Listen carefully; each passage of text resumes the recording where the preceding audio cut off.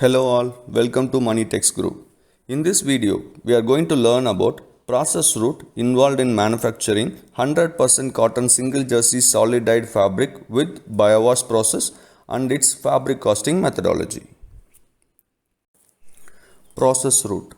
First, let's see the number of processes involved in manufacturing of 100% cotton single jersey solid dyed fabric with biowash. Number 1, hosiery yarn. The yarn which is used for knitting is called hosiery yarn. Number 2, knitting. The process to convert the yarn into fabric. Number 3, scouring with biowash followed by dyeing in rope form. This entire process will happen in rope form. Number 4, slit open stenter. Since the fabric is processed in rope form, need to be slit opened from rope form to open width form for softener padding and drying. Number 5, compacting. To arrest the fabric shrinkage in the fabric based on the buyer's protocol. Number 6, inspection and dispatch. This process route and casting methodology is common for the following fabric qualities in 100% cotton content: single jersey, single tuck PQ, double tuck PQ, triple tuck PQ, single tuck honeycomb PQ, double tuck honeycomb PQ, 1x1 rib, 2x2 rib, mini waffle, miss waffle, tuck waffle, flat back rib, double face rib, interlock, double face interlock. The only differentiation here is the knitting cost need to be considered based on the fabric quality we knit. Fabric costing methodology. Before doing any fabric casting, it is mandatory to know the number of processes involved in the particular fabric quality manufacturing, and process loss will happen in each and every process. First, need to consider the yarn price. Based on the yarn count which we used in that particular fabric to target the buyer's required GSM, whether it may be a carded yarn, combed yarn or compact yarn.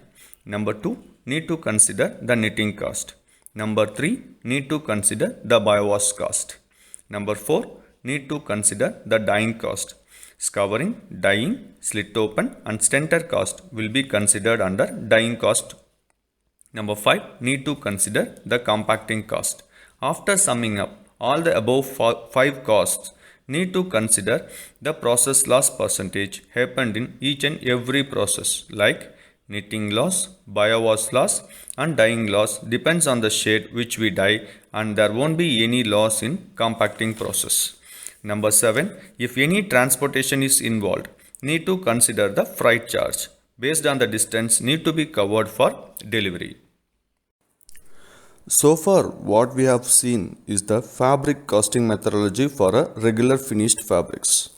If any special finish like silicone finish, wicking finish need to be applied onto the fabric in a wet on wet technique, means special finish is applied onto the fabric when the fabric is in wet condition as soon as it comes from slit opener. These special finish cost depends on various factors such as the chemical manufacturer we source, percentage of the concentration we use and process condition. So it is always better to contact the concerned team for this special finish cost, and it can be added directly along with the fabric cost calculated for a regular finished fabric earlier, and no need to consider any loss percentage here. Or any special finish like DWR, durable water repellency finish, or liquid softener finish need to be applied onto the fabric in a dry on wet technique, means the special finish chemical will be applied onto the fabric when the fabric is in dry condition. So the fabric needs to be passed in the stenter twice. Initial pass is for the drying and the second pass in the stenter is for the special finish application. So along with the special finish cost, need to consider the refinishing cost also. That is, the second time stenter pass cost need to be considered. Even this cost need to be taken from your concerned team. Hope this video is useful and informative.